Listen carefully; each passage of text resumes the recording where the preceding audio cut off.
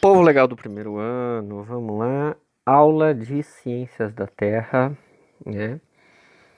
Semana passada vocês viram que eu disponibilizei todos os vídeos que encerravam a discussão sobre o Sistema Solar, né? A gente foi até os limites do Sistema Solar, a gente viu o cinturão de Kuiper, a gente viu a nuvem de Oort, e aí dali para frente, após saindo da nuvem de Oort, já não estamos mais no Sistema Solar.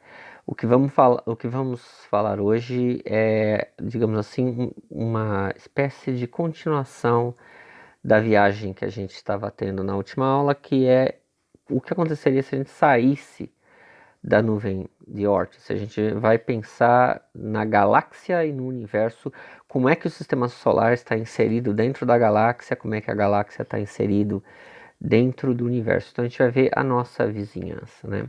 Sempre houve um desejo da humanidade, né, por parte da humanidade, de tentar entender o universo e a mecânica que rege o universo, né?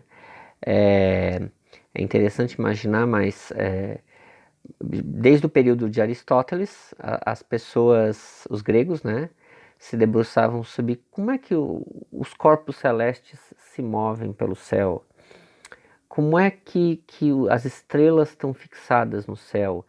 E hipóteses para explicar esse tipo de coisa surgiram aos montes, né?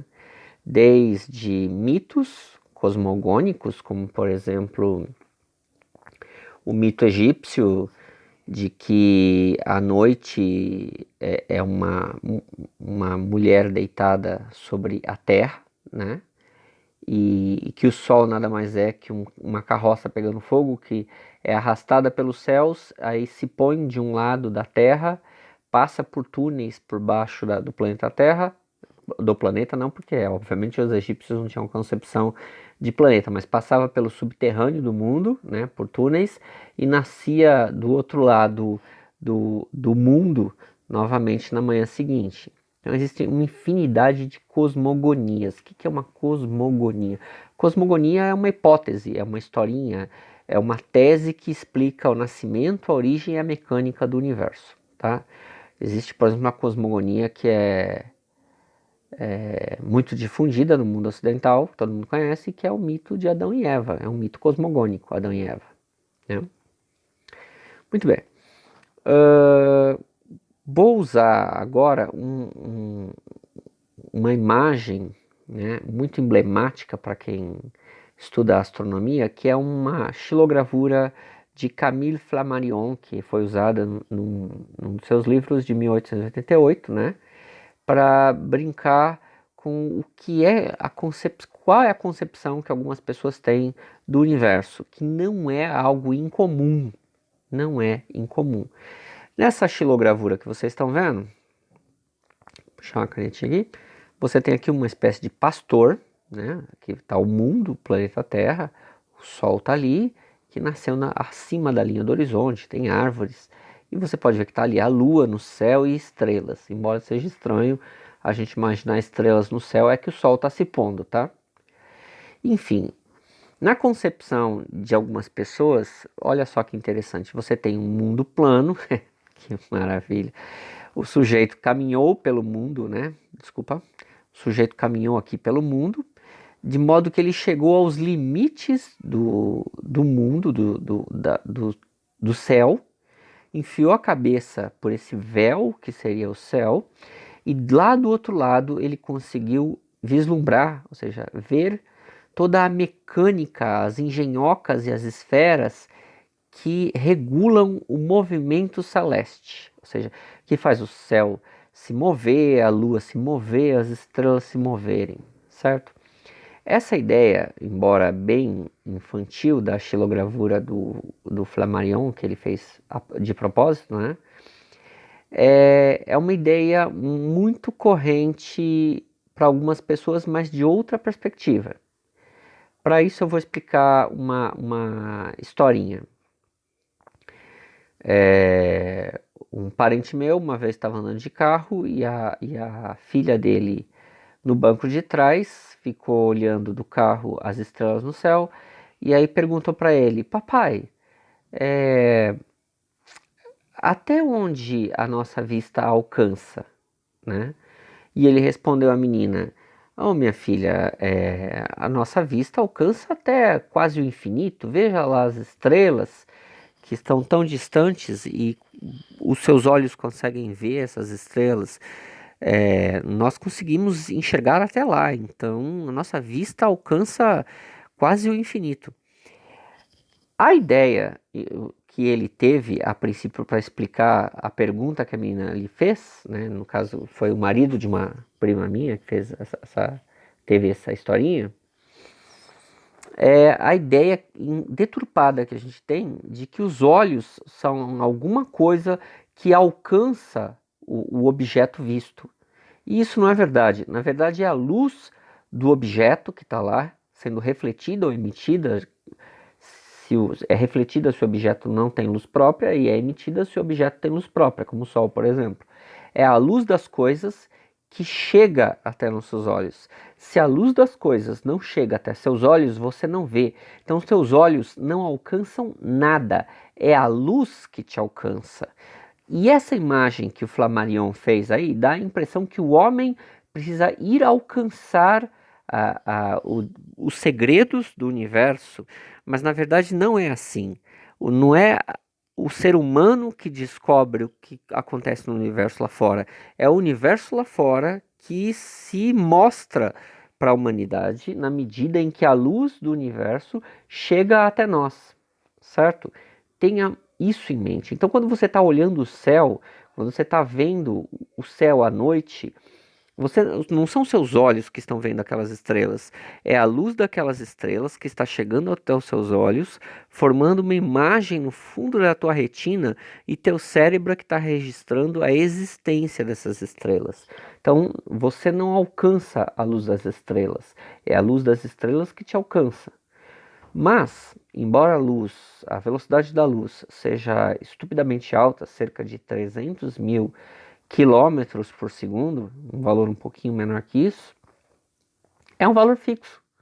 E como o universo tem dimensões estupendas, essa velocidade acaba sendo pequena, né?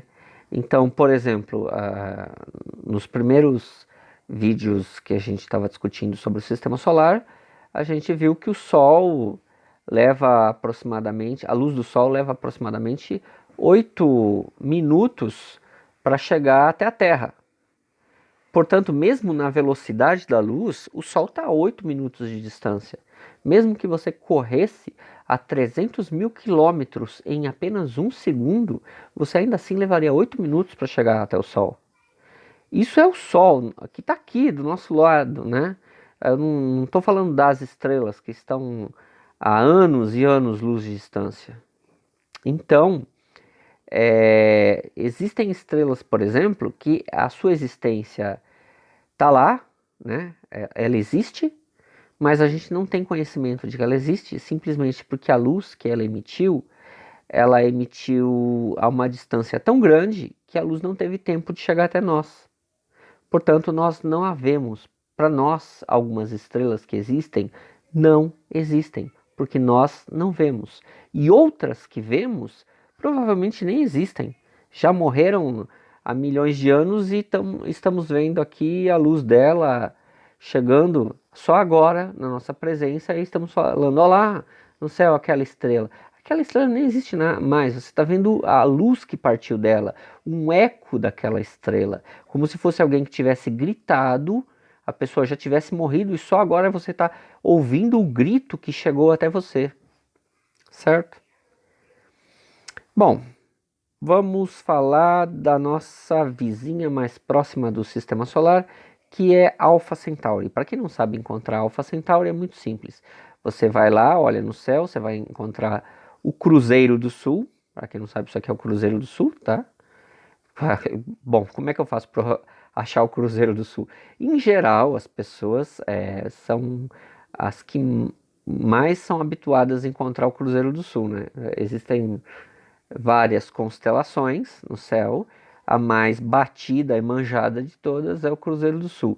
Como é que eu faço para encontrar o Cruzeiro do Sul? Ué, você faz o seguinte, você descobre em que lugar da tua casa ou do teu bairro o sol nasce. E aí você fica de frente para o lado que o sol nasce. Bom, o lado que o sol nasce é o leste. A tua direita estará o sul. Aí você vira o teu corpo para o sul, marca aquela direção. Quando for de noite, você vai ver um conjunto de 5 estrelas, né? 4 bem brilhantes, que são a alfa, a beta e a gama do cruzeiro, e uma pequenininha que fica aqui no meio delas, que recebe o carinhoso apelido em astronomia de a intrometida, né? Se você olhar a direita do cruzeiro, esquerda nosso lado esquerdo, tem 2 estrelas bem brilhantes. A mais brilhante de todas é Alpha Centauri. Ela é nossa vizinha, certo? Espera que eu vou puxar um outro aplicativo aqui, só um segundinho. Pronto, aí, ó, tô no meu aplicativo de mapa celeste, né?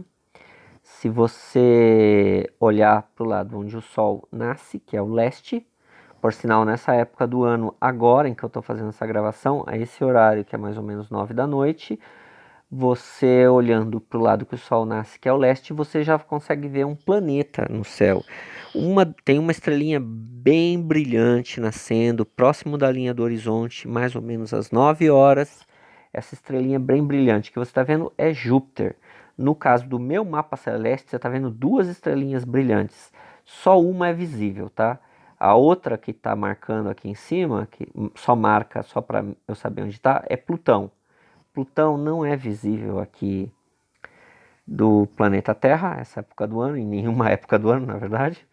Então, mas o meu mapa celeste registra a presença e a posição dos 2 planetas, Júpiter e Plutão. Júpiter é visível, se você olhar para o céu, então, nessa época do ano, aqui, ó, você vai conseguir ver Júpiter nascendo na linha do horizonte do lado leste. Como eu disse, olhando para o sul, então você vira o seu corpo para a direita, aí você olha para cima e aí você vai ver o Cruzeiro do Sul, que é esse conjunto de estrelas que estão aqui, ó. O Cruzeiro do Sul, certo? Ao lado do Cruzeiro do Sul tem 2 estrelas bem brilhantes, que não chama compasso, tá? Compasso é a constelação. Você tem essa pequenininha e uma do lado da pequenininha que é bem brilhante. Esta, bem brilhante, é o sistema Centauri, Alpha Centauri, tá?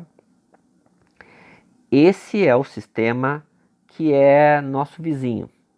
Peraí, deixa eu me posicionar aqui de volta para o chão. Ok, todos voltam para o chão, todo mundo no chão de novo. Ok, vou voltar para a apresentação. Voltamos então. Pois bem, então como eu falei, à sua esquerda, olhando para o Cruzeiro do Sul, você vai perceber que existe uma estrela bem brilhante, que é essa daqui, Alpha Centauri. Alpha Centauri é o sistema solar que é o nosso vizinho, né? É o sistema solar mais próximo da Terra. Alpha Centauri, ele está a mais ou menos 4 anos-luz de distância, né? Que isso significa?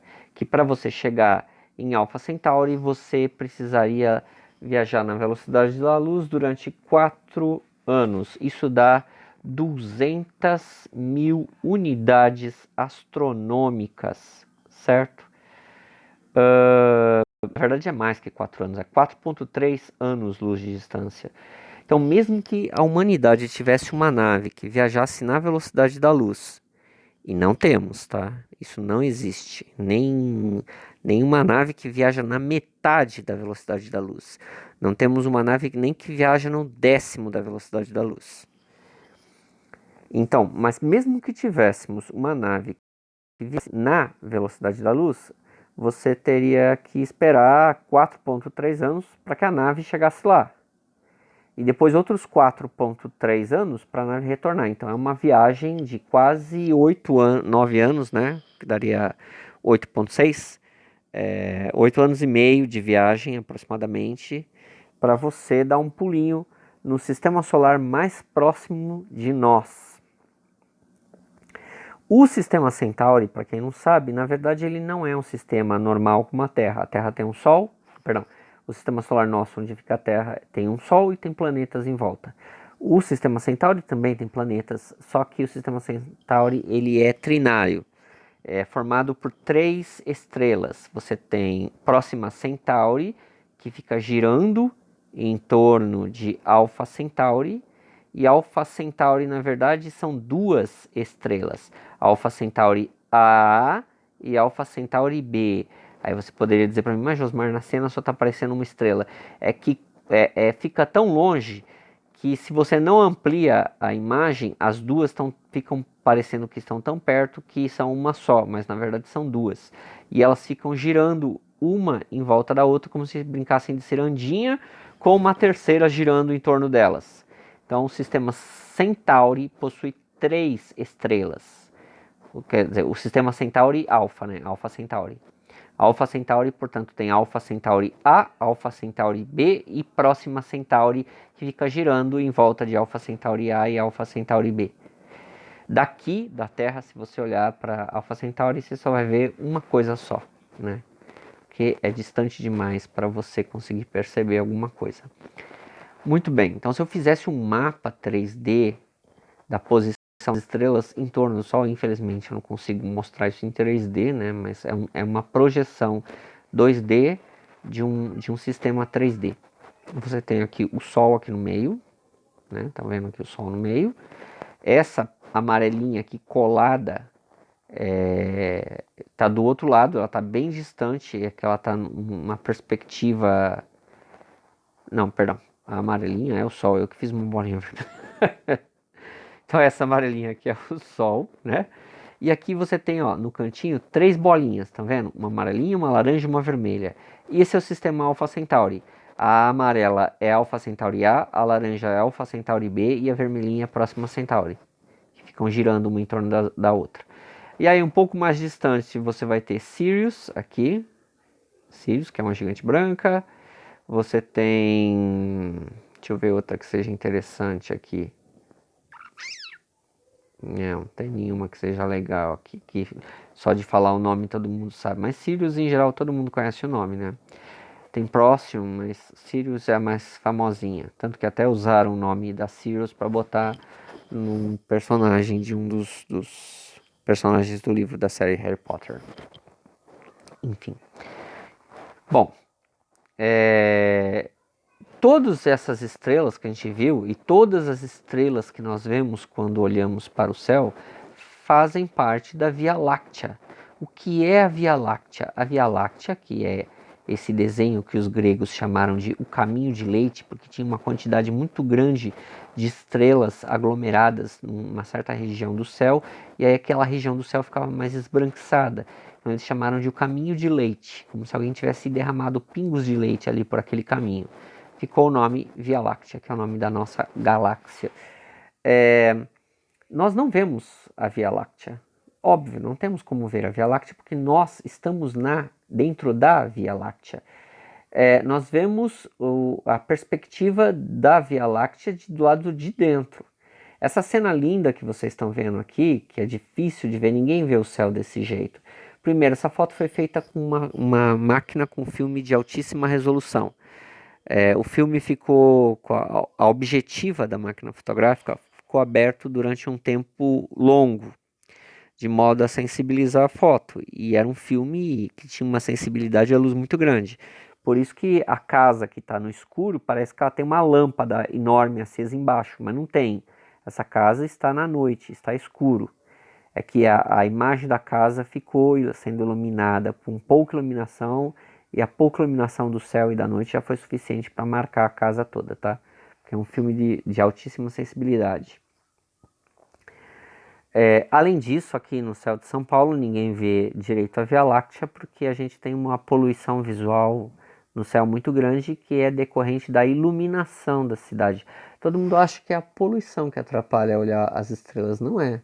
O que mais atrapalha olhar as estrelas é essa quantidade absurda de iluminação que a cidade de São Paulo tem, e que de certa forma o céu, os gases no céu ficam refletindo, né? Quem mora perto de cabeceira de aeroporto sabe muito bem disso, que o céu fica alaranjado próximo do aeroporto por causa da iluminação do aeroporto, né? Muito bem. E como é que a gente tem informações a respeito da Via Láctea? Como é que a gente sabe como a Via Láctea é? Primeiro, existem fotos, vocês estão vendo aqui várias bandas coloridas, né, fatias coloridas. Cada uma dessas fatias é uma foto feita da nossa galáxia, daqui, das proximidades do planeta Terra. A que nós conhecemos como visual é essa daqui, ó, que está aqui nessa linha aqui. Isso aqui é a foto no visual, ou seja, se você pudesse sair do planeta Terra e olhar o céu, você veria isso. Mas o que são essas outras fotos? Essas outras fotos também são fotos da Via Láctea. Só que cada uma delas foi colorizada a partir da visão, da detecção de um determinado comprimento de onda. Por exemplo, isso aqui, puxar uma canetinha aqui. Isso aqui é infravermelho, então é uma foto que foi sensibilizada por infravermelho.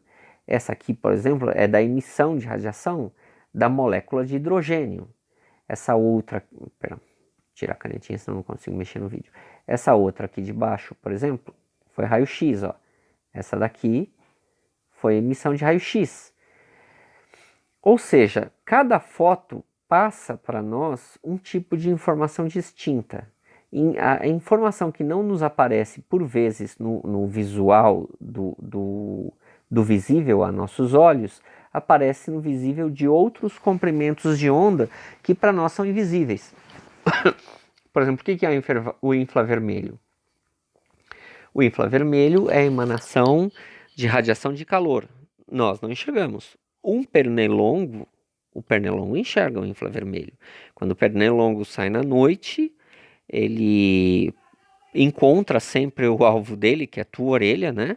Na escuridão do quarto, porque para ele está te enxergando. Você está quente. E pior que isso, em geral, a orelha, que tem uma superfície muito extensa, o sangue que passa pela orelha acaba se resfriando, então acaba perdendo calor para o meio ambiente. Então a orelha, ela esfria o sangue. Se a orelha ela acaba esfriando o teu sangue quando passa pela orelha, a orelha acaba perdendo calor, então ela emite calor, né? Orelhas emitem calor. Portanto, quando o pernilongo está voando pelo quarto, mesmo com o quarto totalmente apagado, o pernilongo, quando olha para você, ele vê dois faróis, um de cada lado da tua cabeça, que são tuas orelhas. Aí o pernilongo vai lá certinho cantar onde? Na tua orelha. Na verdade, o pernilongo não canta, né? É a frequência do batimento das asas do pernilongo faz aquele barulho irritante. Então, pode se vestir de ninja na escuridão do teu quarto e se esconder. O pernilongo sempre vai te encontrar porque você não está escondido, você está brilhando igual uma lâmpada.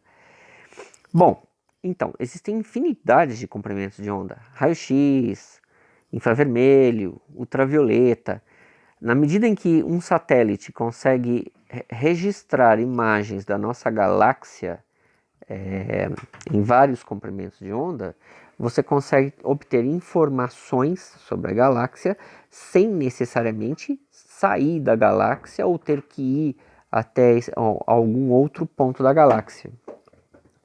Então, o que a gente sabe da nossa galáxia é mais ou menos como uma espécie de brincadeira. Vamos imaginar o seguinte, que você nasceu e cresceu dentro do quarto da tua casa. Você está lá no quarto da tua casa e você nunca botou o pé para fora do quarto da sua casa. Você nem foi até a cozinha, você nem chegou até o quintal. Você, no máximo que você consegue fazer é olhar pela janela do teu quarto, certo? E aí você quer tentar descobrir como é a tua casa, porque você só consegue saber como é a tua casa se você sai dela. A gente não sabe como é a Via Láctea, porque a gente nunca saiu da Via Láctea para olhar ela lá de fora para ver como ela é. A gente está dentro dela. E aí, como é que eu posso saber como é minha casa se eu nunca saí de dentro do quarto? Bom, se um belo dia eu ouvir o cachorro latindo lá no quintal, eu descubro que a minha família tem um cachorro, certo? Se eu começo um determinado horário do dia, ver que a sombra da minha casa passa pelo chão na frente da janela e eu vejo a sombra da casa, eu consigo imaginar mais ou menos como é o tamanho da minha casa, se ela tem telhado de telhas, se ela tem um telhado de laje. Além disso, mesmo que eu nunca tivesse visto a minha casa, eu consigo ver da minha janela a casa dos outros. Eu consigo ver as outras casas que existem no bairro. Portanto, eu consigo inferir mais ou menos como deve ser a minha casa. Então, embora a gente nunca tenha saído da nossa galáxia, a gente consegue ver a imagem das outras galáxias que existem no universo. Então, como todas as galáxias seguem um padrão de formação, uma regra, dá para imaginar que a nossa galáxia segue as mesmas leis e os mesmos padrões. Então, com as poucas informações que nós obtemos via satélite da nossa galáxia, a gente consegue fazer um desenho de como deve ser a nossa galáxia seguindo a regra das outras galáxias. É assim que a gente descobre como a Via Láctea é, né? Por exemplo, para que se examina outros comprimentos de onda? Vocês têm aí duas imagens de um mesmo lugar do espaço. Na primeira, é uma foto de verdade, feito pelo Hubble, telescópio espacial Hubble, né? Essa aqui, perdão, puxei a canetinha errada. Essa daqui é uma foto de verdade do telescópio espacial Hubble. Percebe-se que no meio tem uma mancha escura. Se você só pudesse deduzir as coisas a partir do que os teus olhos veem no comprimento de onda da luz visível, você poderia imaginar o seguinte: olha que legal, tem um lugar no espaço onde em volta está cheio de estrelas, né? Cheio de estrelas lá no espaço, e aí de repente tem um lugar que tem um buraco que nenhuma estrela quis nascer. É um buraco negro, é isso? Não, não é. Examinando a mesma foto, a mesma posição do espaço, por outra análise de outro tipo de comprimento de onda, por exemplo, do infravermelho, a imagem fica com esta cara aqui. Ué, mas por que fica diferente? Porque você está vendo o calor das estrelas. O que significa? Que essa mancha escura não é um espaço sem estrelas. É uma nuvem de poeira e gás que está em suspensão no meio do caminho da tua visão. E aí a luz das estrelas que está atrás dessa nuvem não consegue atravessar, porque a nuvem é muito espessa. Como a luz não atravessa, você não vê. Mas acontece que o calor emitido por essas estrelas consegue atravessar esses gases. Portanto, você consegue ver um outro comprimento de onda. E é por isso que se usa vários tipos de comprimentos de ondas para poder analisar a nossa galáxia. Certo? Isso é um desenho da galáxia, né? Ninguém saiu da galáxia, como eu acabei de falar, para ir lá fora para tirar uma foto da Via Láctea. Então vocês estão vendo um desenho artístico a respeito de como deve parecer a nossa galáxia. Nossa galáxia, ela tem um aglomerado de estrelas, né? São várias estrelinhas, todas juntas uma do lado da outra. E em alguns lugares tem mais estrelas aglomeradas, em outros tem menos. Então, nos lugares onde tem mais estrelas aglomeradas, parece que tem um amontoado branco e que vai fazendo uma espiral em volta. Essas espirais são chamadas de braços. As galáxias podem ter vários braços. No caso da Via Láctea, existem 7 braços. É uma galáxia de 7 braços, até agora, né, que se sabe. E nós habitamos um dos braços da galáxia. O braço que a gente habita recebe o nome de braço de Virgem. Existem outros braços. Braço de Norma, que é esse daqui. O braço da Cruz, né? Sol em Cruz. O braço de Órion. Vocês estão no braço de Virgem, que está localizado aqui, ó.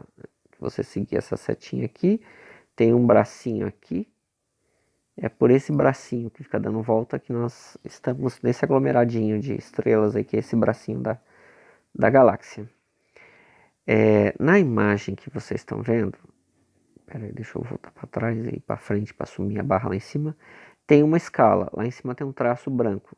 Esse traço branco é uma escala de 10.000 anos-luz, tá? Lá é LY, que é em inglês light year, né? Então, um traço desse tamanho são 10.000 anos-luz. Bom, que tamanho tem a nossa galáxia? A nossa galáxia tem... Ué, pulou a informação. Bom, depois eu coloco a informação. A nossa galáxia tem um diâmetro de... Acho que é 70... Não, são 1, 2, 3, 4, 5, 6, 7. Acho que, se não me engano, são 80.000 anos-luz de diâmetro. Mais pra frente acho que está a informação. Depois eu faço correção se estiver errado. Mas são 80.000 anos-luz de diâmetro. O que é que isso significa? Que se você tivesse a possibilidade de ver uma estrela emitindo luz do outro lado da tua galáxia, você só ia saber que essa estrela existe na medida que passassem 80.000 anos, e aí um fóton vindo dessa estrela atravessaria toda a galáxia de um lado a outro. É por isso que é tão difícil fazer registro de todas as estrelas da galáxia. Então, o que é uma galáxia? Uma galáxia é um aglomerado de estrelas. A nossa galáxia, que é a Via Láctea, tem algo em torno de 100 milhões de estrelas aproximadamente. Parece muita coisa, mas não é. A Via Láctea ela é uma galáxia pequena. Existem galáxias menores que a Via Láctea, como por exemplo a nuvem de Magalhães, né? Mas a Via Láctea em si ela é uma galáxia pequena. Por exemplo, vai ficar para o próximo vídeo para não ficar muito extenso, tá? Vou dividir o vídeo, mas no próximo vídeo eu mostro outras galáxias.